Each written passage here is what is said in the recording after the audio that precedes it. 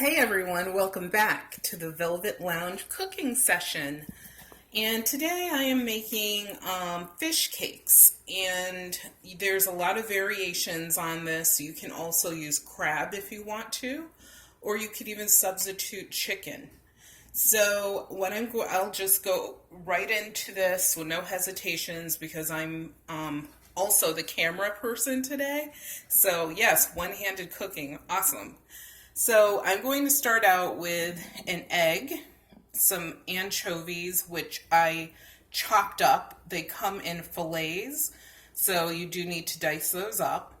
A can of pink salmon. You can use, like I said, there's a lot of variations on this, so you can use, different fishes or proteins. And I'm going to use some lemon juice, my favorite one, and a quarter of a diced onion. Sweet onions do not work well with this recipe, but any other onion does. This is one box of stovetop stuffing. You can use the sage or the cornbread variety. Those work the best. Old Bay seasoning. And Old Bay, as well as the anchovies, already have salt in them.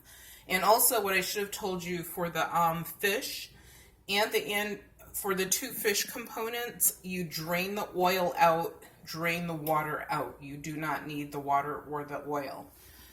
And I'm also using crushed red pepper seed, parsley flakes, granulated garlic. You could use fresh crushed minced garlic for this. Dill weed, and this is sage, which I grew and milled in a spice mill myself. So my oil is already heating up. I'm just using olive oil. And going back over here, what I'm going to, and also you need to have some boiling hot water on hand because you need it for your stuffing mix. And this is going to be about 2 cups of water. You can use a little bit more because you have other dried spices and components going in there. So it's totally fine. And you do want to mix that up.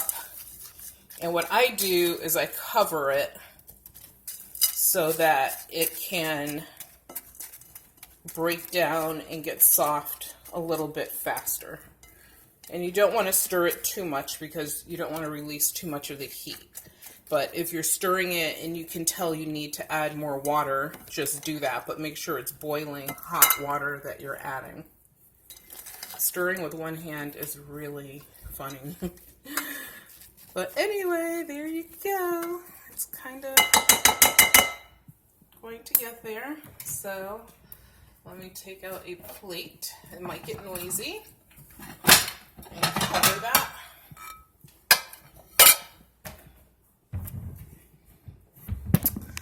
And what you're going to do next is, you can do this a couple different ways, but what I do is I'm horrible when it comes to eggs. I usually crack them right into the recipe, but technically you really should crack your eggs outside of your recipe, like in another dish, just to make sure that the egg is good or not turning into a baby chick. So in a minute, I'll be back, and our stuffing should be ready for all the other ingredients. So I'll be back in a moment. Okay, I am back, and this is what the stuffing looks like after it is fully moisturized with the water. It's nice, it's soft, it's fluffy. That's exactly what you want. And to this, we are going to add about 1.5 tablespoons of lemon juice. And I'm just going to squirt it in there. I'm used to doing this, so I pretty much know my measurements. And then we're going to add our egg. Let's hope it's a good one. Yay! No babies. So we add our egg, and we'll just mix that up. And just mix it right there on top. Break it down a little bit before mixing it in completely. And Then we're going to add our spices in a minute. And now we're going to add our onion to this mixture. I sort of like to put, you know, my dried spices in at the end, but it, you know, the order doesn't matter. That's our tuna. I'm sorry, our salmon. I do not recommend using tuna in this recipe. It does not, like, tuna cakes just don't taste that good. So I'm just flaking the fish. And yes, your salmon can have bones in it. That's totally fine if you're using a canned salmon, because the bones break down and actually add calcium. So, and you don't even know, they sort of just melt in there when you cook this. So when you're eating it, you would have no clue. So I just want to mix this all together. And the next thing I will do is add the anchovy. And like I said, you want to remove the oil. You do not need any more moisture in this mixture.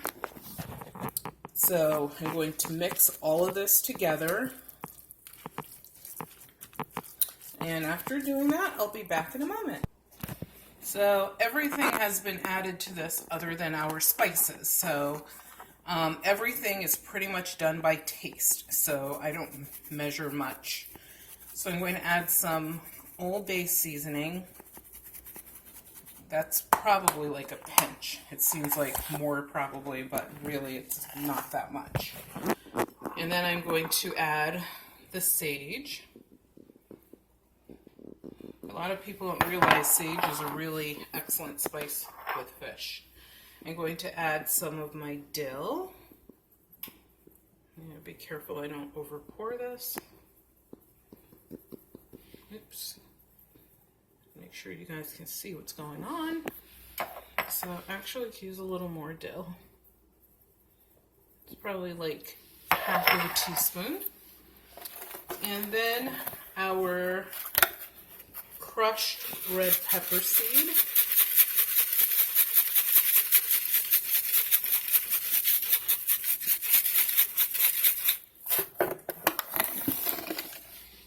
And our parsley, we're going to be a little generous with this.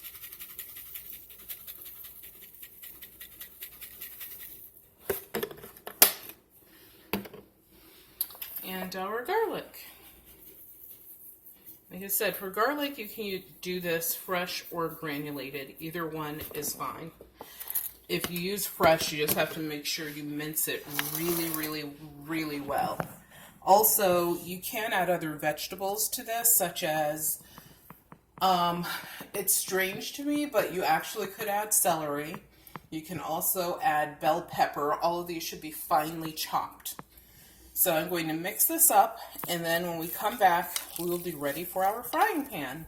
So I already have some fish cakes in the pan in the oil. Let's put another one in there.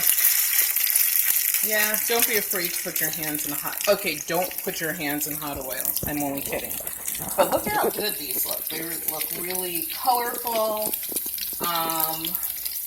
You know, if you want your fish to be chunkier, I would say always chop up the anchovies pretty fine. But your other protein, you can have it as chunky as you want it. The more you stir it, the less chunky it's going to be. But my husband is not a big fish person, so I tend to kind of go in the middle when it comes to the texture. My daughter and I love fish, so we could care less if there were chunks or not. But hey, there's a family here. And what you want to do is cook these until they're golden brown on one side. Flip them over and cook them until they're golden brown on the other side.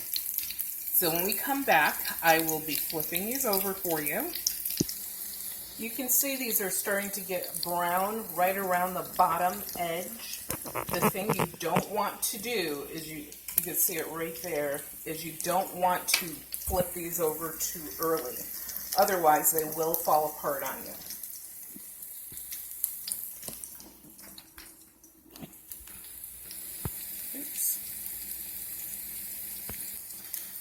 Okay, you can see I flip these over, and you can see how golden they are and crispy and crunchy on one side. You're going to cook them for almost the same amount of time on the other side. I honestly don't know how long I cook these for. I'm going to say at least 8 minutes on one side. And my heat is actually on 2, which is low. It's like 2 steps above the low rating on our, we have a convection oven, so I'm not sure how that varies with other people, and stoves, so you just want to make sure you watch your heat. You do not cook these on a high heat, but you have to make sure the heat is good enough to actually do the job. They should not be stewing in the oil.